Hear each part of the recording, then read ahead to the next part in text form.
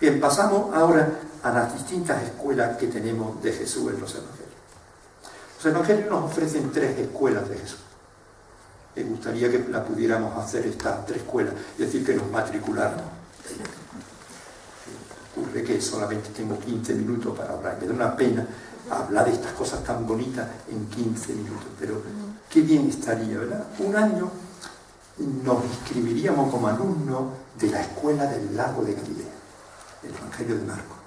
El Evangelio de Marcos nos propone a Jesús enseñando en los alrededores del lago, con la sede académica Cafarnaúm.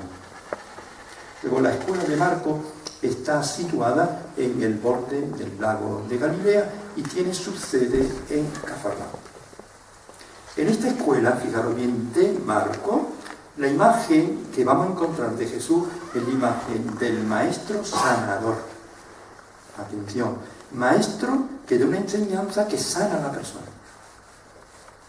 Lo diríamos que es una enseñanza integral, ¿no? Afecta el mundo del conocimiento, de la reflexión, de valores, de criterios, pero esa enseñanza cura, esa enseñanza mejora, esa enseñanza da calidad de vida, esa enseñanza transforma a la persona.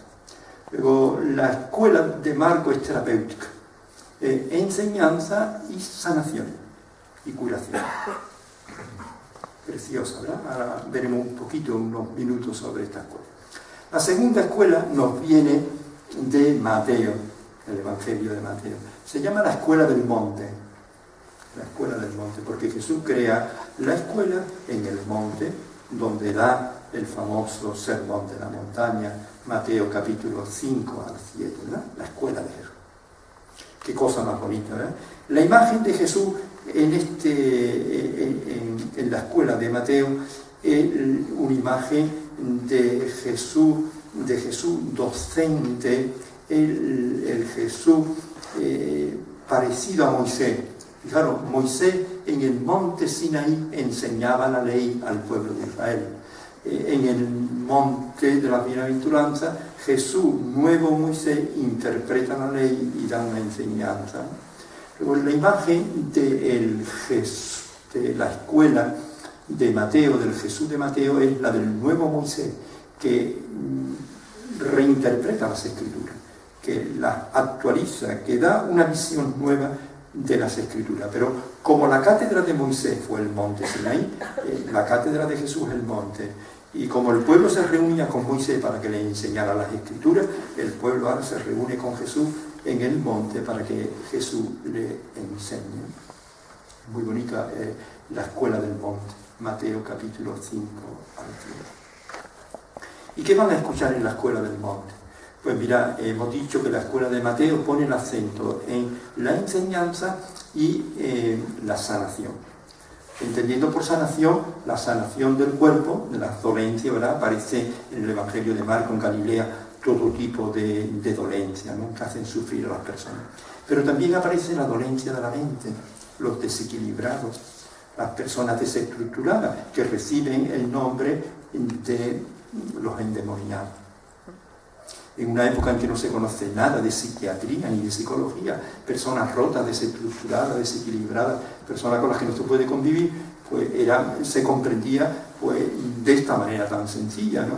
Un demonio se ha colado, el demonio es lo que destroza la vida, ¿no? Lo característico del demonio es que siembra muerte por donde pasa y siembra destrozo, pues un demonio se ha colado y lo está destrozando. Y una persona desestructurada, una persona que está sufriendo de esos desequilibrios y es durísimo la convivencia con este tipo de gente, de personas, ¿no?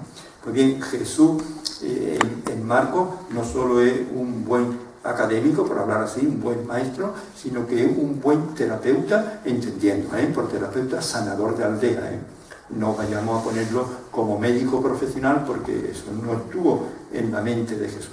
Pero fue sanador de aldea, sanador de aldea. Las enfermedades en aquel tiempo, para aquel tipo de gente y de personas pobres, la única solución de curarse era acudir a los sanadores de las aldeas.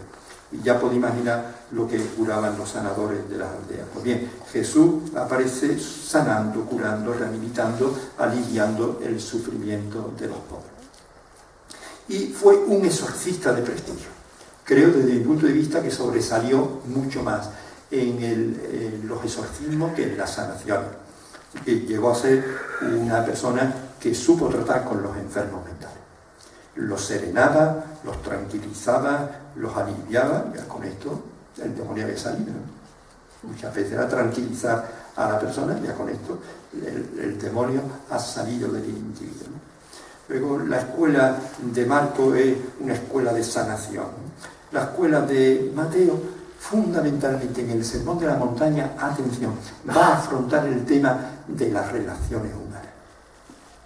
El Evangelio de Mateo, en el Sermón de la Montaña, el Jesús académico sentado y la gente allí alrededor, ¿verdad? Jesús les va a hablar de las dos tablas de la ley. Está representando a Moisés. Las tablas de la ley de Moisés, recordáis, ¿no? Una y la otra. La primera tabla dedicada a Dios, la segunda tabla dedicada al prójimo. Pues bien, en el Sermón de la Montaña le va a dar más importancia al tema de la relación con el prójimo. Y el Sermón de la Montaña, la Escuela de Jesús, va a desarrollar fundamentalmente el tema de las relaciones humanas. ¿Por qué le dio Jesús tanta importancia al tema de las relaciones humanas, de la convivencia? Primero porque el convivir es una dimensión esencial de la vida humana, ¿verdad? Estamos llamados a convivir. Nosotros no estamos llamados a vivir la soledad. La soledad puede llegar a ser un problema de tal manera que una persona muera por la soledad. Luego, lo propio del ser humano es convivir, no es la soledad, ¿no? Podemos enfermar a causa de la soledad. La soledad te puede matar. Han muerto gente de soledad. Ahora bien, cuando estamos con los demás es un problema. Solo me muero, pero cuando estamos en grupo ya se forma. Luego yo no sé qué es peor, si la soledad que te muere o en el grupo conflicto tras conflicto. Luego las relaciones humanas son muy conflictivas. Y Jesús tuvo experiencia de que en las aldeas donde vivía y en los pequeños pueblos las relaciones humanas, la convivencia era muy tensa y muy violenta entre las personas. Y ahora voy a decir, y lo tengo escrito para que no se me olvide, las 10 propuestas que Jesús le hace a la gente para mejorar las relaciones humanas, para mejorar la convivencia, bien a nivel de familia, bien a nivel de comunidad religiosa, la sinagoga, bien a nivel de vecindad, o bien a nivel de sociedad, ¿no? Jesús se dio cuenta que las relaciones humanas pueden ser causa de alegría, de felicidad, pero también de tristeza. Si tú fracasas en las relaciones humanas, tú vas triste a tu casa. Si tú en el mundo del trabajo descubres que la gente no te quiere, que te hacen un boicot, que no hablan bien de ti, tú vas triste a tu casa. Si tú ves que la gente te aprecia, te estima, te respeta, te valora, tú vas contento. Luego, la felicidad, la dicha en las personas, pues depende muchísimo de cómo transcurran las relaciones humanas y la convivencia. Y a Jesús le preocupó mucho el tema de la felicidad de las personas. Porque una de las grandes cuestiones, ¿verdad?, de la escuela de Jesús fue la lucha contra el sufrimiento. Toda la enseñanza de Jesús iba orientada en gran parte a luchar contra el sufrimiento. ¿Podéis vosotros rápidamente detectar los grandes sufrimientos de la gente de aquella época? Pues rápidamente yo os lo digo, los alumnos matriculados en la escuela de Jesús, en todos ellos los encerramos en una bolsa y le podemos poner un versículo del Evangelio. Venid a mí todos los que estáis cansados y agobiados y yo os aliviaré. Pero son gente que están sufriendo y que van a Jesús, a la escuela de Jesús, buscando alivio. Ahora bien, en esa bolsa de sufrimiento, yo recuerdo que en mi pueblo, yo soy de Chiclana, había escuelas que ponían en la puerta un reclamo, es decir, una frase para que se inscribieran en la escuela. Ahora pueden poner el reclamo, escuela bilingüe, y todo lo que le guste estas cosas, para adentro. Escuela que da tal cosa, y son reclamos. Luego en la fachada de los colegios se ponen los reclamos para que los alumnos, los padres, elijan la escuela de Jesús. Este es el reclamo. Mateo capítulo 11. Venid a mí, es decir, entrad en la escuela. Todos los que estáis cansados y agobiados. ¿Y qué vais a encontrar? Alivio. Y yo os aliviaré. Inmediatamente dice el texto, y aprender. Aprender. Luego una escuela donde la vida va a ser aliviada y donde vamos a aprender. Me parece muy bonito este versículo como reclamo de las escuelas de Jesús, ¿no?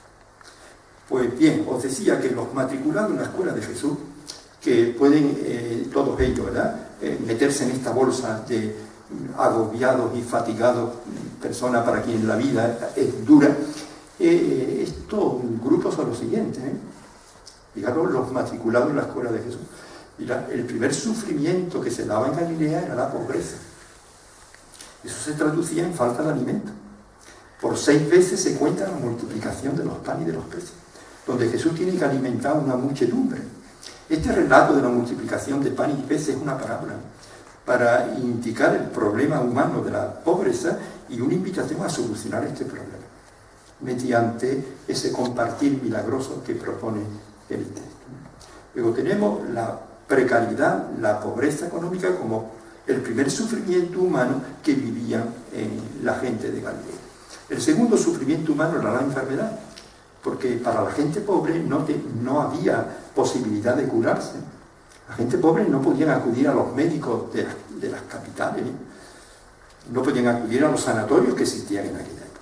No tenían medios. El único medio que tenían eran los sanadores de aldea, que también cobraban, a diferencia de Jesús, que nunca cobró.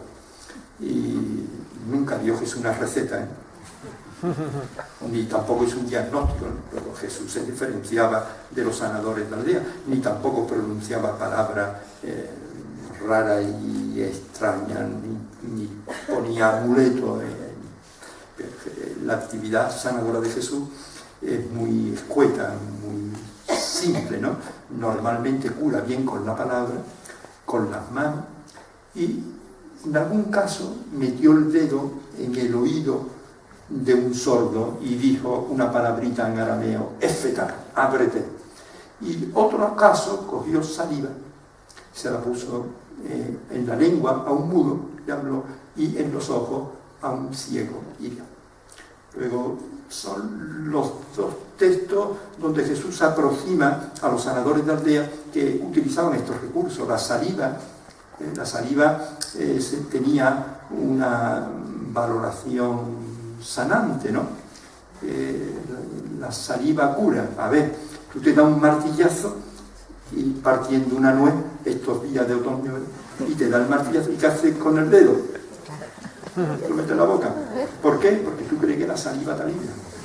Increíble, ¿verdad? Que después de tantos siglos metamos el dedo en la boca cuando nos damos un martillazo. ¿Por qué? Porque tú crees que la saliva alivia. A la saliva se le da un valor curativo. Pues bien, el mundo de la enfermedad era el segundo sufrimiento. Porque cuando nosotros hablamos de enfermedad no podemos trasladar aquella experiencia a la nuestra, ¿verdad?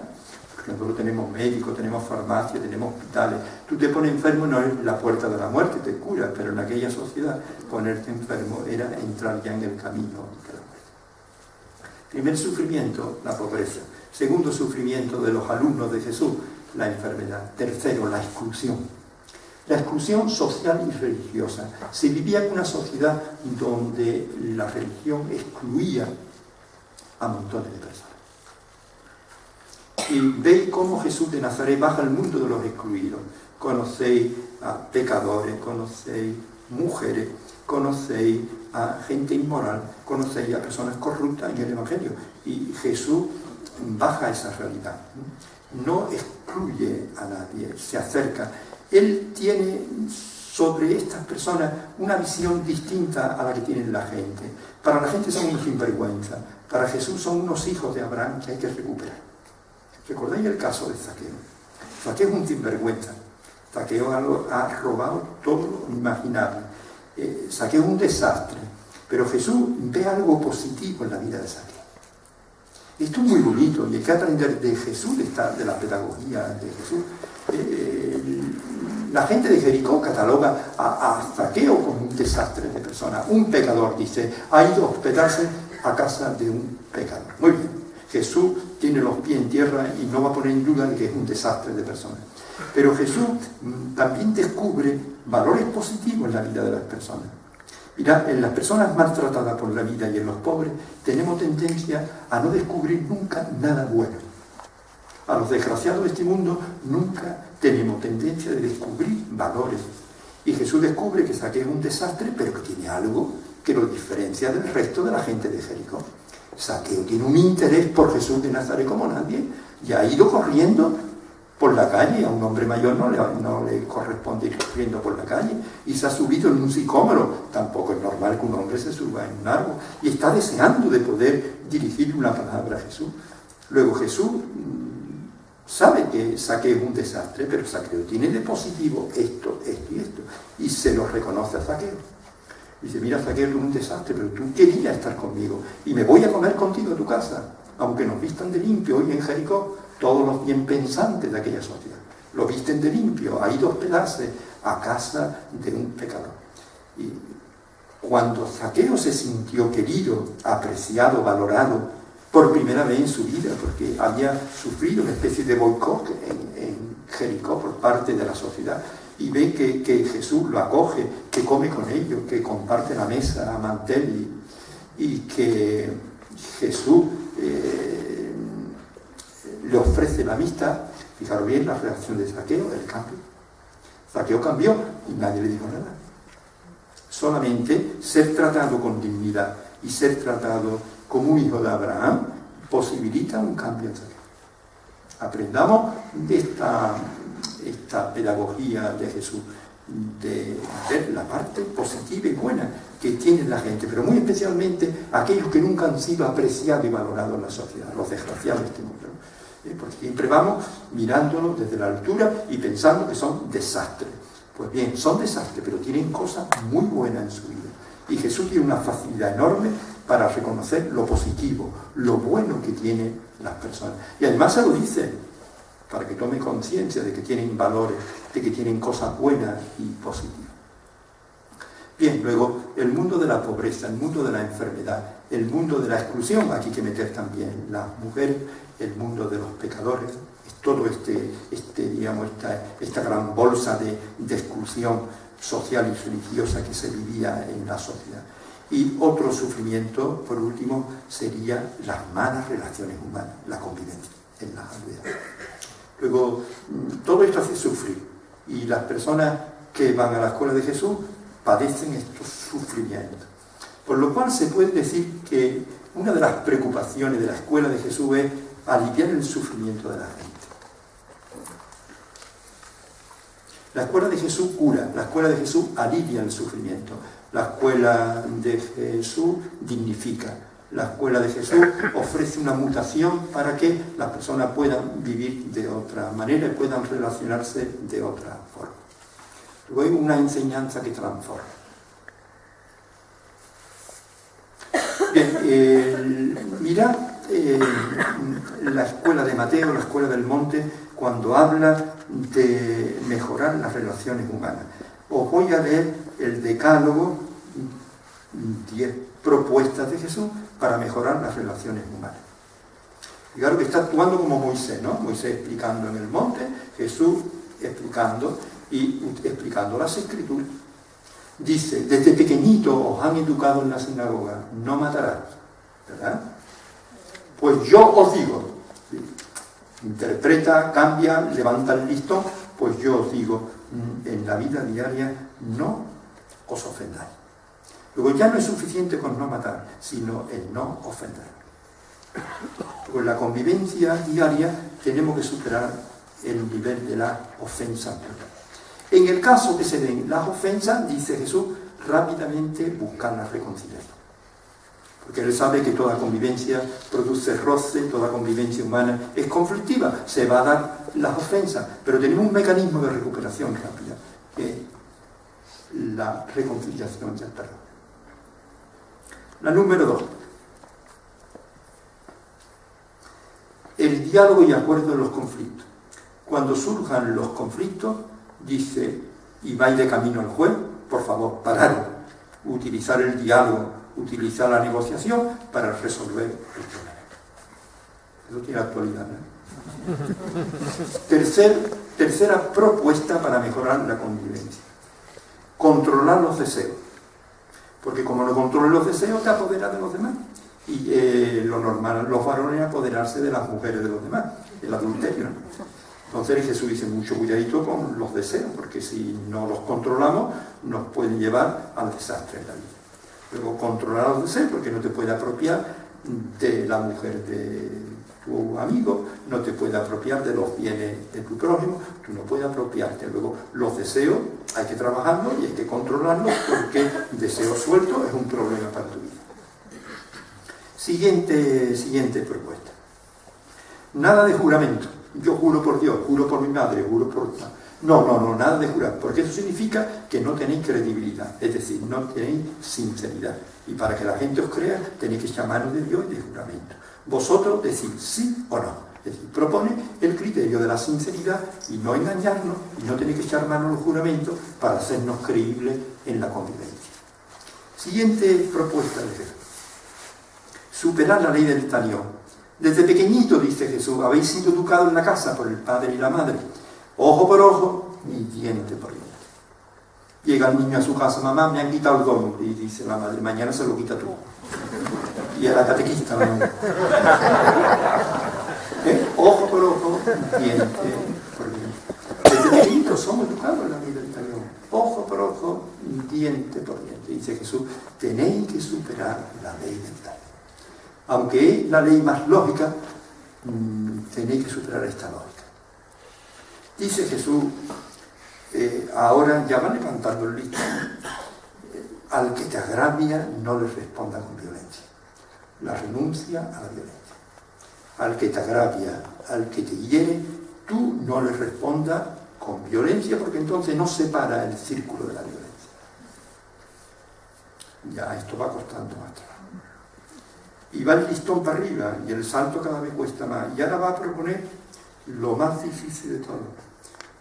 Desde pequeñito han dicho, os han educado, ama a tus amigos, a la gente que te quiere, al que te regala.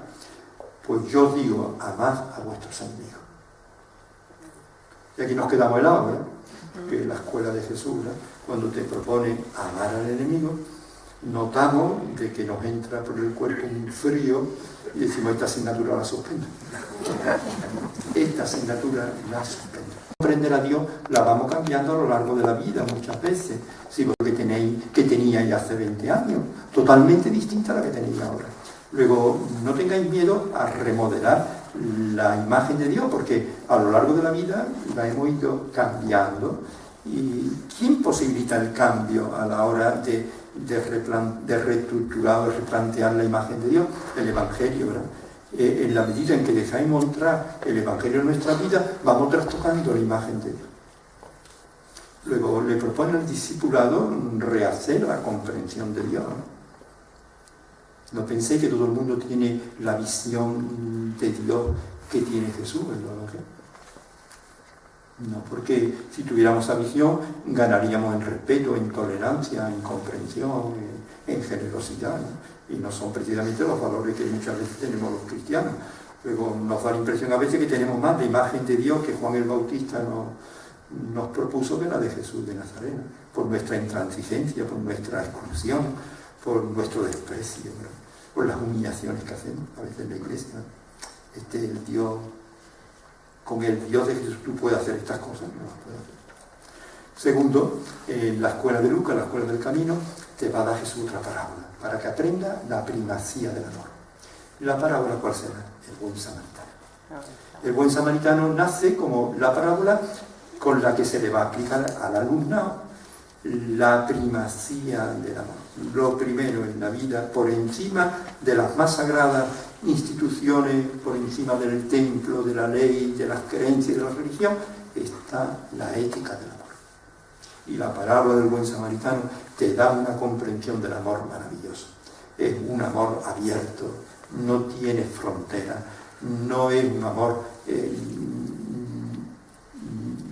encerrado, no es un amor con límite, es un amor abierto, universal, alcanza a todo ser humano, es tu hermano porque es un hijo de Dios. Un amor que incluye el amor al enemigo, como hemos visto antes. En tercer lugar, un amor como una preferencia por los últimos, por los desgraciados, por los pobres. Es un amor que no queda reducido al mundo de las emociones y de los sentimientos, es operativo, es práctico, es poner aceite, vino, subirlo a la cabalgadura, son gestos de misericordia. Un amor, lo que más nos cuesta, a fondo perdido, desde la gratuidad, no pide compensación, no es mercantil, yo te doy y tú me das, no, es un amor a fondo perdido. ¿Qué os parece los rasgos del amor que Jesús señala en la parábola del buen samaritano? Porque sobre el amor, la palabra amor es tan abierta, cada uno entiende lo que le parece. Pues bien, a partir de esa parábola ya no podemos entender por amor cualquier cosa. Estos rasgos del amor debemos de mantenerlos, porque el Jueves Santo, que es el día del amor, se nos dice: os doy un mandamiento nuevo, que os améis unos a otros como yo. Y ahí está la novedad, el como yo. Y el como yo es la parábola del buen samaritano, los rasgos del amor que ofrece la parábola del buen samaritano. Tercera asignatura troncal para ser discípulo de Jesús: primacía del amor, primacía de la escucha de la palabra. Y te pone un cuadrito para que tú lo contemples, que es precioso. Marta y María. Marta atareada al borde de un ataque de nervios, María sentada a los pies de Jesús, escuchando la palabra. El discípulo tiene, además de aprender el servicio y aprender la práctica del amor, tiene que hacer una apuesta por la palabra de Dios. Tiene que nutrirse, tiene que construirse con la palabra de Dios. O diríamos, nos construimos con el Evangelio de Jesús, la palabra de Dios. Marta vive una vida atareada, una vida plana, sin escala de valores. Ella todo es hacer, hacer, hacer. María tiene una escala de valores, sabe hacer pausas. Ella dice: lo primero, lo más importante es escuchar a Jesús. Desarrolla la escucha. Y la cuarta asignatura troncal es el seguimiento de Jesús. Y entrando en la radicalidad del seguimiento de Jesús. El seguir a Jesús es una experiencia feliz, pero exigente. El Evangelio te va a dar todo, te va a presentar las exigencias a la que te lleva el seguimiento. Es una experiencia feliz, dichosa, porque estar al lado de Jesús es lo mejor que puede ocurrir, pero es comprometido y es exigente. Son las 4 asignaturas troncales de la escuela itinerante del Evangelio de Lucas. Así que aquí lo que hemos hecho es plantearlo, pero si tuviéramos el valor durante 3 años de matricularnos en esta escuela, merecería la pena. La escuela del lago, la escuela de la sanación, la escuela de Mateo, la escuela para mejorar la convivencia, las relaciones humanas, la escuela de Lucas, la escuela itinerante para aprender a ser discípulos de Jesús. Y finalmente, ¿verdad? Finalmente, los 3 rasgos, porque si no digo esto, la pedagogía de Jesús, pues los rasgos de la pedagogía de Jesús.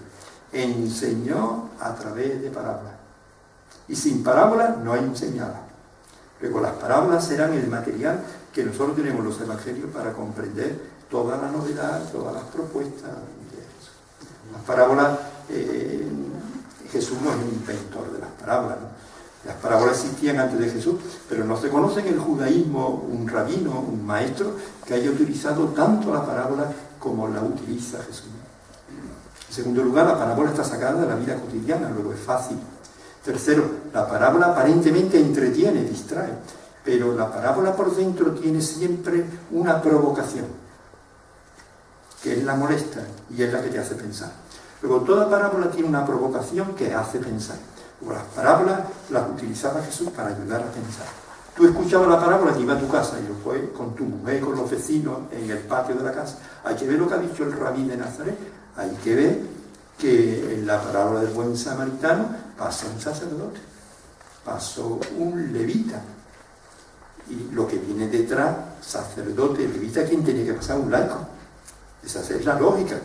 Un sacerdote, un levita, un laico. Pues no, ha quitado la palabra laico y ha metido una que es una metralla, un samaritano. Es decir, un hereje y el peor, la escoria de la sociedad. Y este que está pensado que es la escoria, mira, es el único que... Entonces la parábola provoca. Bueno, esa noche no comía la gente. Y acalorado, porque el judaísmo siempre ha sido muy acalorado, discutían a gritos las cosas que dice Jesús. Entonces le dice que la parábola aparentemente distrae, pero la parábola hace pensar. Segundo lugar de la pedagogía de Jesús fue lo que os dije con el caso de Zaqueo. Porque esto lo vamos a aprender. Cuando estemos con los desgraciados de este mundo, pensad que al 100% no son desastres, que tiene que haber cosas buenas en la vida de ellos, que Jesús se distinguió por tener una pupila muy afinada para captar lo bueno que la gente tiene y hacérselo a la persona, que los pobres se sientan valorados y estimados, porque hay personas que nunca han sido valoradas en esta vida. Y Jesús siempre descubría en la pecadora, en la prostituta, ¿no?, que lloraba, que ponía perfume, que besaba. Es un desastre de mujer, pero ama como nadie, más que este que está al lado, Simón el fariseo. Y dice, tú eres un desastre, pero tú eres una persona que tiene un amor tan grande, y la otra se va a contar. Ver lo bueno que la gente tiene. Y finalmente, el tercer rasgo de la pedagogía de Jesús es el humor. Qué pena que los evangelistas cogieron una tijera y recortaron el humor de Jesús. Qué pena, no se lo perdonamos. No le perdonamos a Marco, a Mateo y a Lucas y a Juan que recortaran el humor de Jesús. Le quitó la risa. Y no se puede ser un buen maestro sin humor. Te lo dicen los grandes pedagogos. No se puede ser un buen pedagogo si no tiene humor. Y Jesús llegó a ser un gran maestro. Luego tuvo que ponerle mucho humor y muchas carcajadas y mucha risa. Cuando le dijo a los fariseos que colaban el mosquito y se tragaban el camello, la gente muerta. Detrás de esa frase venía una carcajada, porque la frase no es para menos, ¿no? A los fariseos les decía, coláis el mosquito y os tragáis los camellos. Es una cosa, ¿eh? Y esto producía risa en el auditorio, en la gente. Así que el buen humor seguro sería una de las características de la pedagogía. Y finalmente pido perdón, porque me he metido media hora más.